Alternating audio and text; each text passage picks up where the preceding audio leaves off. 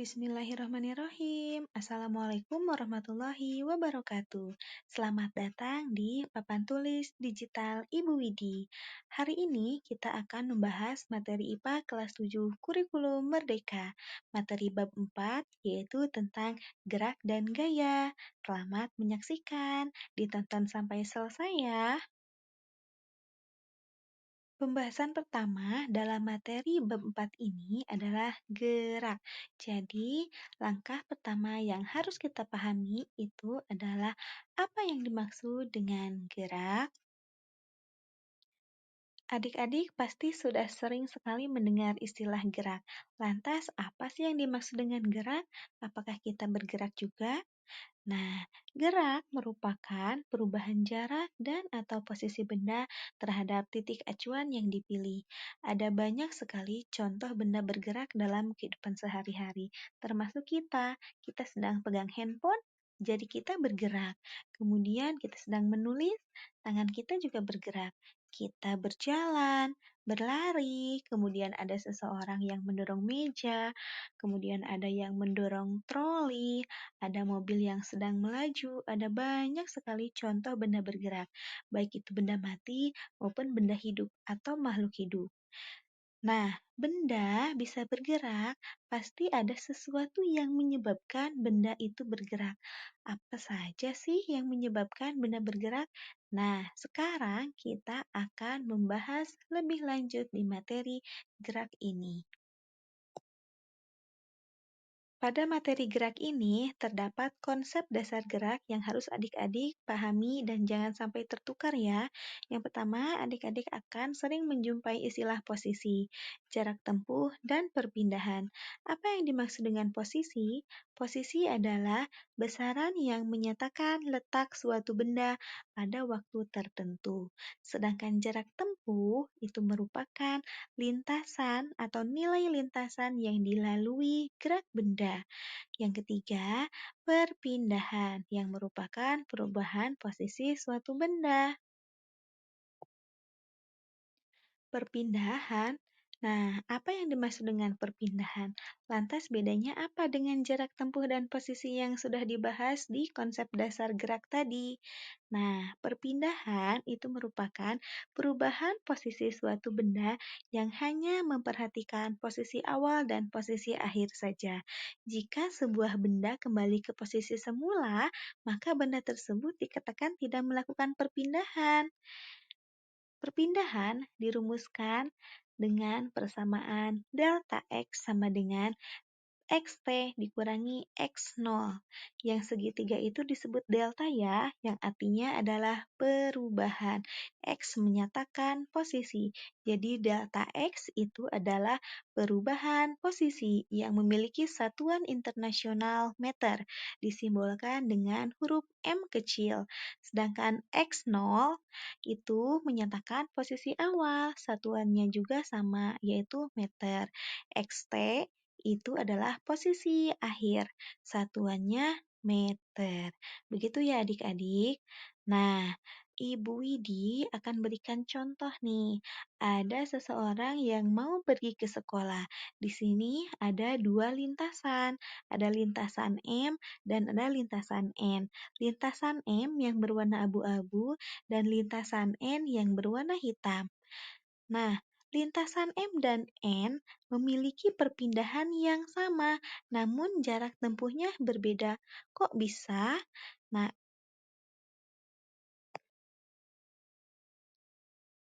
meskipun jarak antara sekolah dan rumah itu sama-sama saja, tapi ketika kita melewati lintasan yang berbeda, itu lintasan atau jarak tempuhnya akan berbeda, namun perpindahannya tetap sama.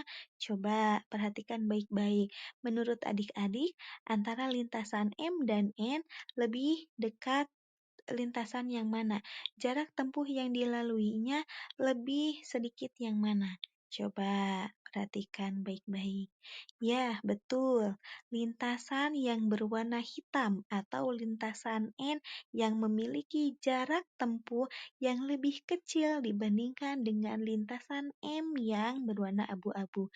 Karena bisa kita lihat di lintasan yang N yang berwarna hitam ini belokannya sedikit, tidak sebanyak yang belokan pada lintasan M yang berwarna abu-abu. Sehingga jarak tempuhnya itu berbeda. Namun perpindahannya ingat ya, tetap sama. Masih di pembahasan perpindahan. Ibu Widi ingatkan lagi ya, rumus atau persamaan dari perpindahan itu adalah delta X sama dengan XT dikurangi X0. Di mana delta X itu merupakan perubahan posisi yang satuannya meter, X0 itu adalah posisi awal, dan XT itu adalah posisi akhir yang sama-sama satuannya meter.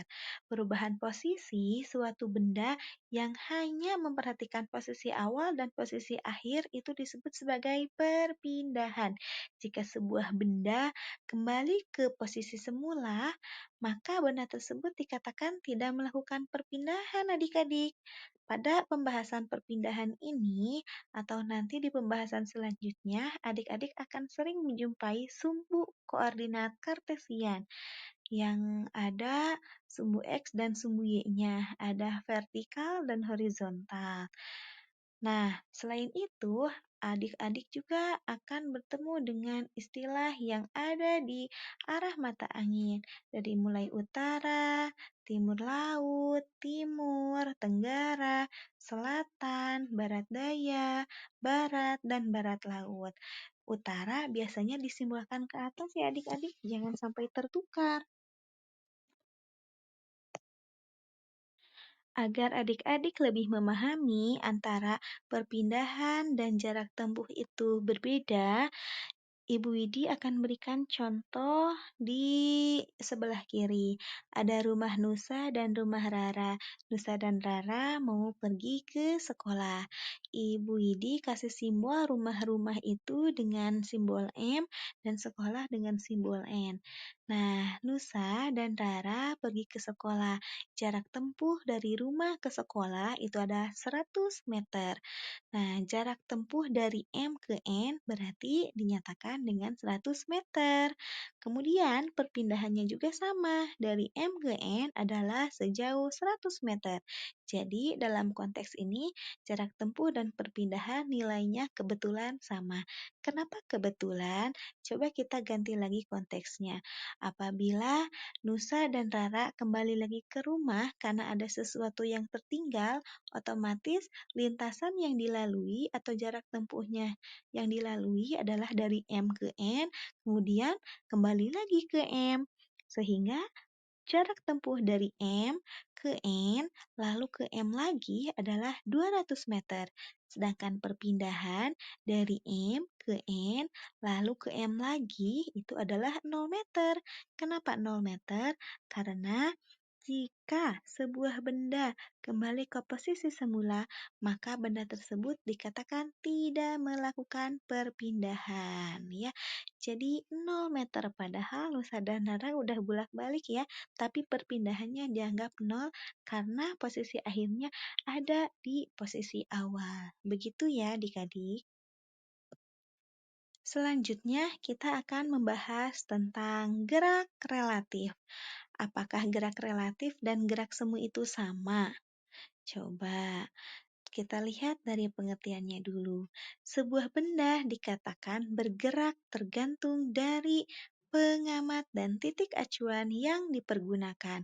Hal tersebut menunjukkan bahwa gerak benda bersifat relatif atau tidak mutlak. Kenapa bersifat relatif? Contohnya, adik-adik ada di dalam mobil yang sedang melaju. Adik-adik melihat pohon di kanan dan kiri. Pohon di kanan dan kiri yang terlihat oleh adik-adik di dalam mobil, apakah terlihat seperti bergerak? Ya, pohon yang ada di kanan dan kiri itu terlihat seperti bergerak, padahal nyatanya pohon tersebut adalah diam. Kenapa bisa bergerak? Karena adik-adik yang ada di dalam mobil yang sedang melaju, yang sedang bergerak. Jadi relatif ya.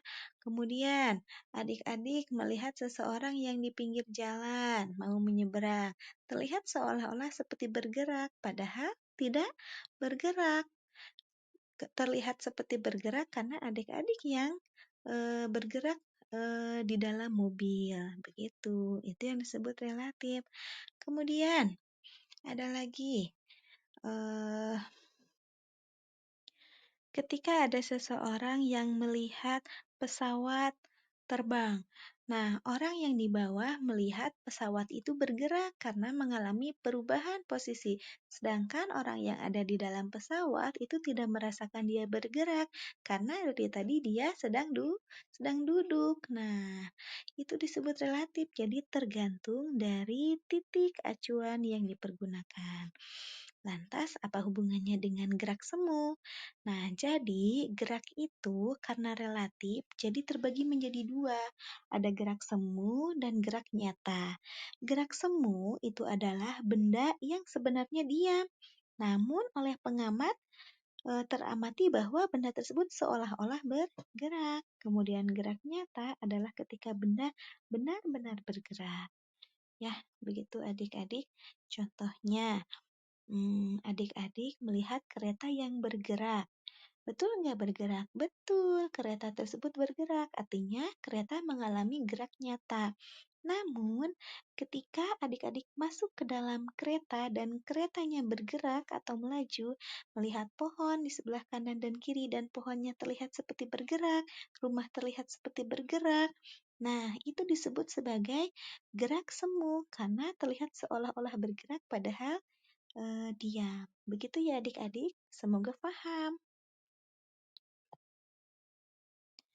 Selanjutnya, pernah nggak sih adik-adik mempertanyakan kenapa teman yang ada di sebelah rumah pergi ke sekolahnya kok bisa terlambat padahal berangkatnya bareng-bareng?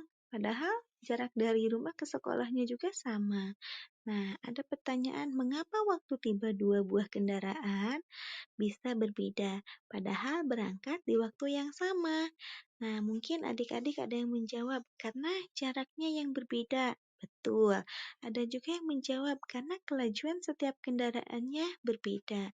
Nah, yang pertama kita bahas jaraknya yang berbeda. Misal nih, rumah Nusa dan rumah Rara kan sebelahan ya. Nah, Nusa melewati lintasan yang 100 meter. Jadi, waktu yang diperlukannya juga semakin cepat dibandingkan Rara yang melewati lintasan sejauh 200 meter karena harus pergi ke pom bensin terlebih dahulu. Nah, dari situ jaraknya yang berbeda sehingga waktu tiba kendaraannya juga berbeda. Yang kedua, karena ada kelajuan setiap kendaraan yang berbeda. Apa sih yang dimaksud dengan kelajuan? Nah, selanjutnya kita akan membahas tentang kelajuan. Sebelum kita bahas lebih lanjut tentang kelajuan, Ibu Widi mau mengingatkan kembali tentang jarak dan perpindahan. Ingat ya, jangan sampai tertukar.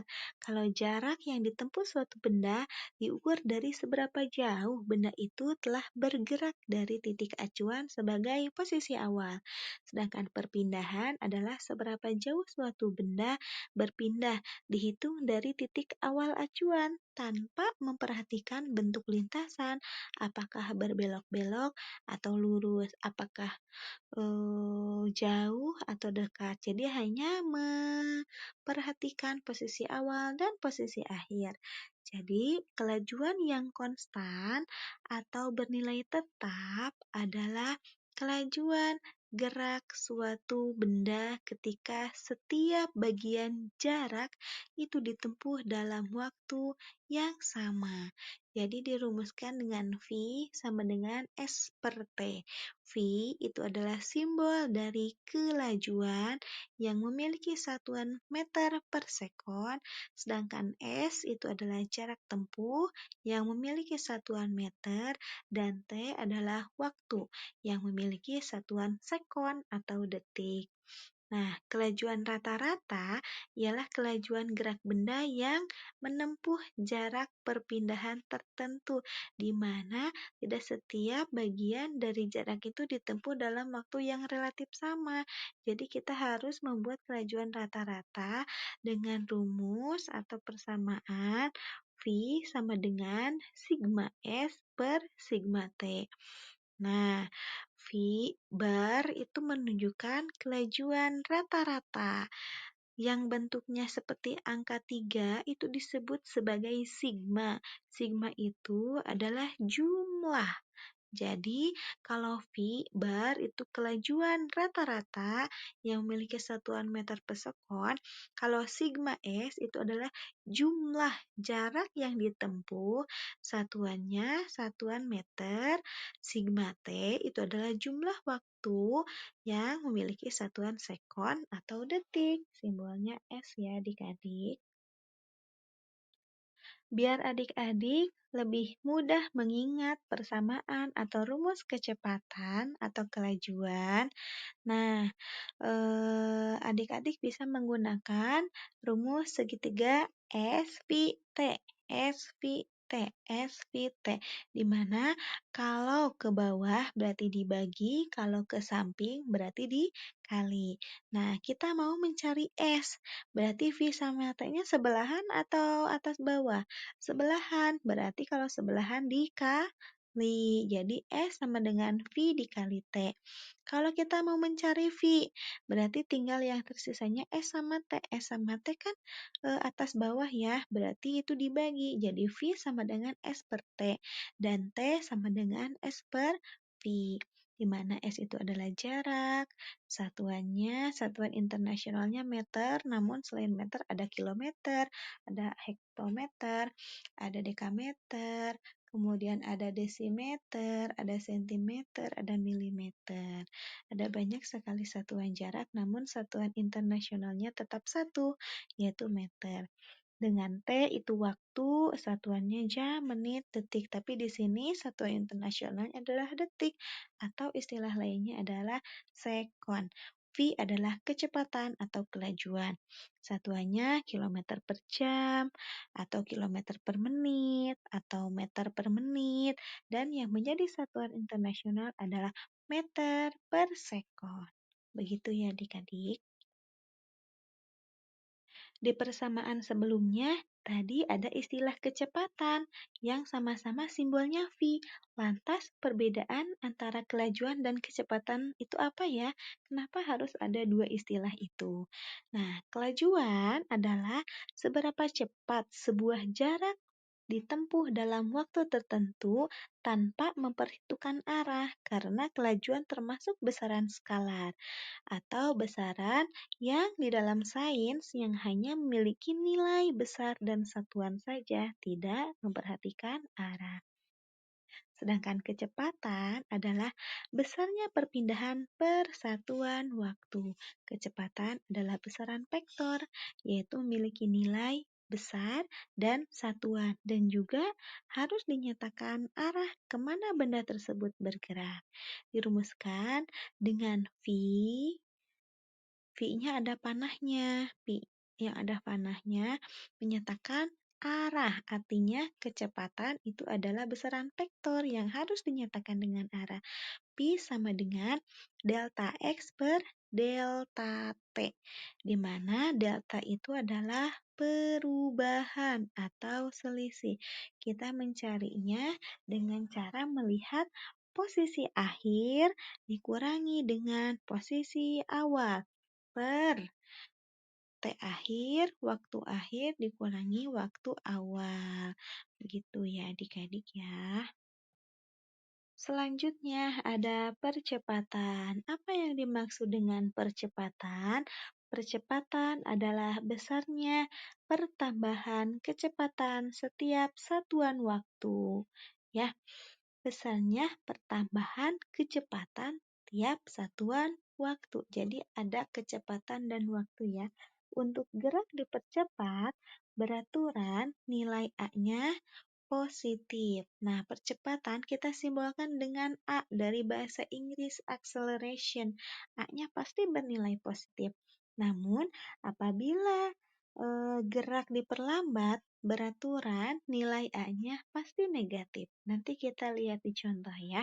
Nah, persamaan atau rumus percepatan A sama dengan VT dikurangi V0 per TT dikurangi T0. A itu adalah percepatan gerak benda, satuannya meter per sekon kuadrat. VT, V0 itu adalah kecepatan awal, satuannya meter per sekon. Kalau VT itu kecepatan akhir, satuannya juga sama, meter per sekon. T0 waktu awal satuannya sekon dan TT waktu akhir satuannya sekon.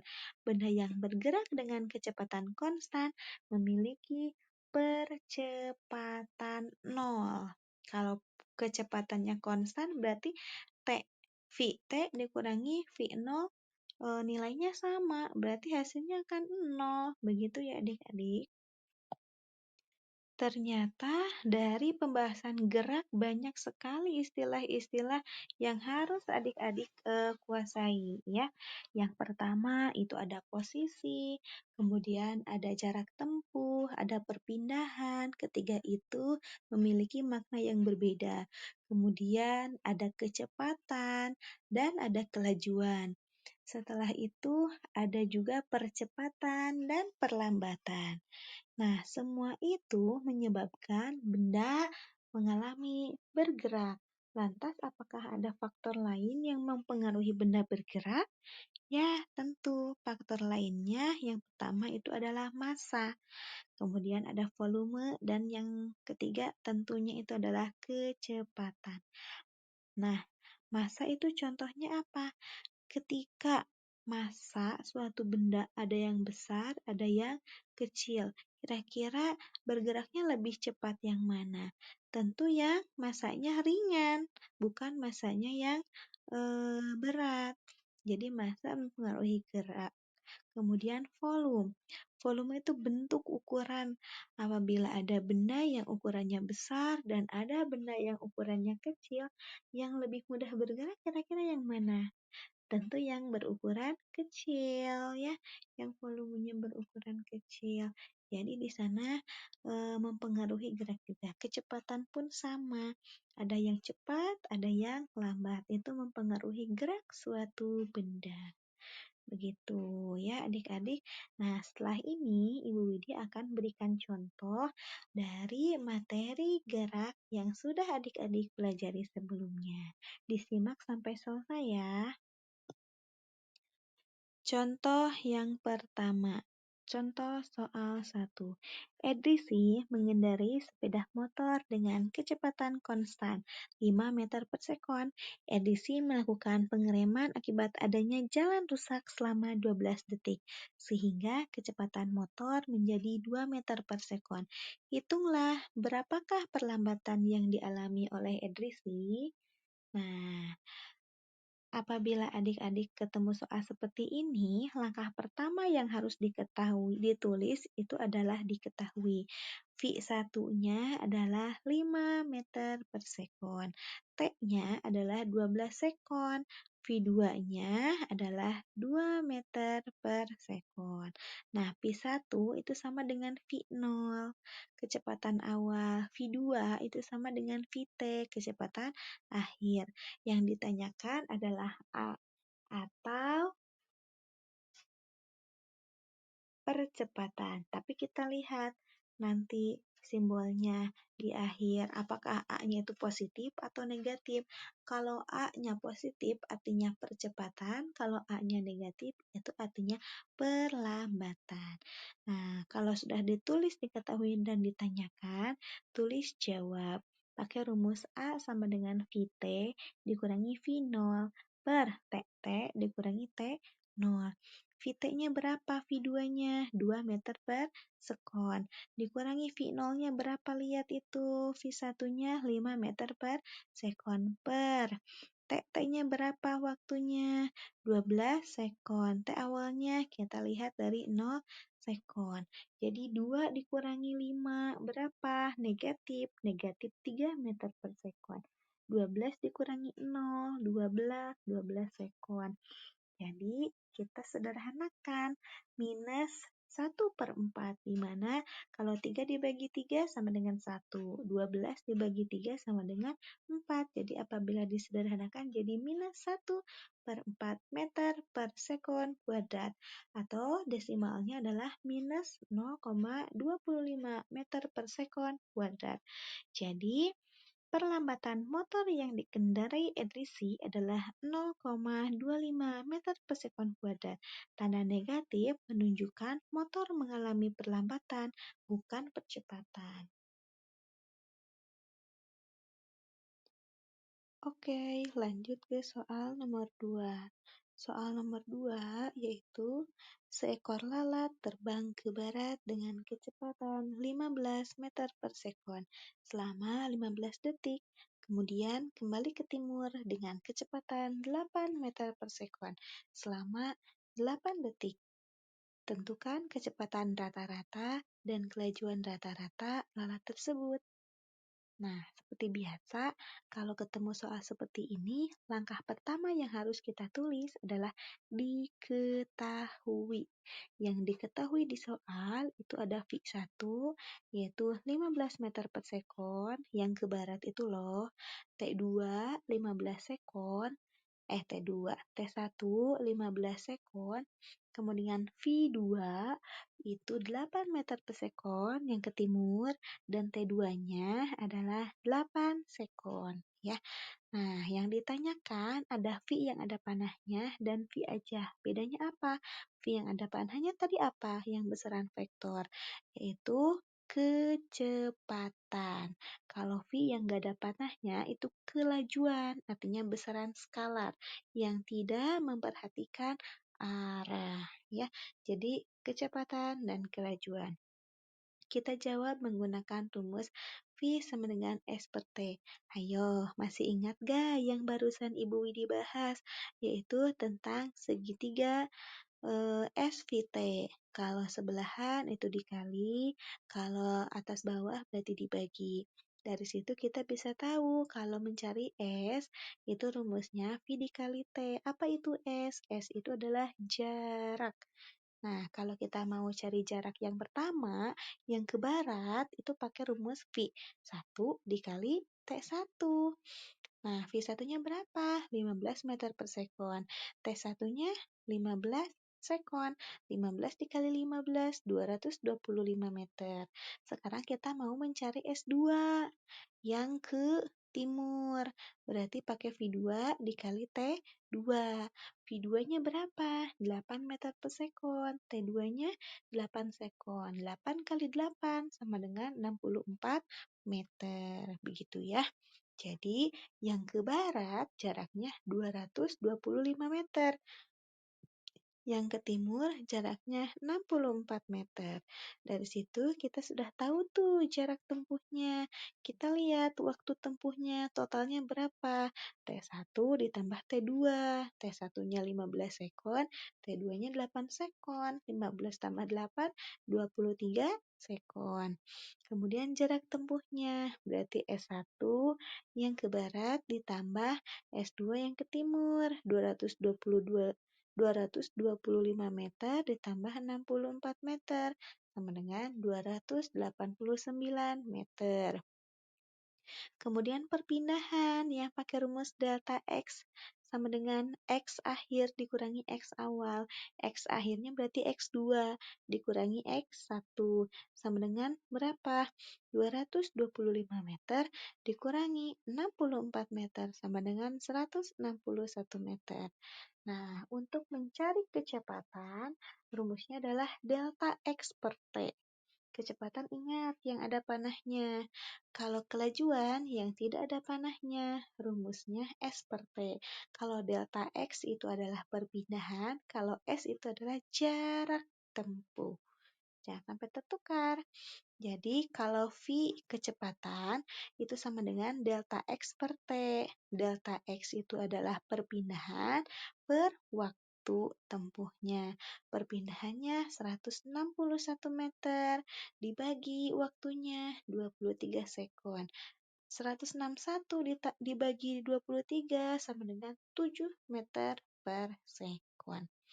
Kemudian sekarang kelajuannya. Kelajuannya itu rumusnya S per T. S itu adalah jarak, T-nya adalah waktu. Jaraknya 289 meter dibagi 23 sekon sama dengan 12,56 meter per sekon. Jadi kecepatannya 7 meter per sekon, kelajuannya 12,56 meter per sekon. Begitu ya adik-adik. Nah, soal latihan yang kedua tadi itu menjadi penutup di bagian materi gerak kali ini. Nah, untuk pertemuan selanjutnya, di video selanjutnya, kita akan membahas tentang gaya ya adik-adik ya. Nah, untuk pertemuan gerak, apabila ada yang mau ditanyakan untuk video gerak ini, apabila ada yang mau ditanyakan atau ada yang kurang dimengerti, silahkan adik-adik tulis di kolom komentar. Sampai ketemu di video pembelajaran Papan Tulis Digital Ibu Widi selanjutnya. Wassalamualaikum warahmatullahi wabarakatuh. Semoga ilmunya bermanfaat.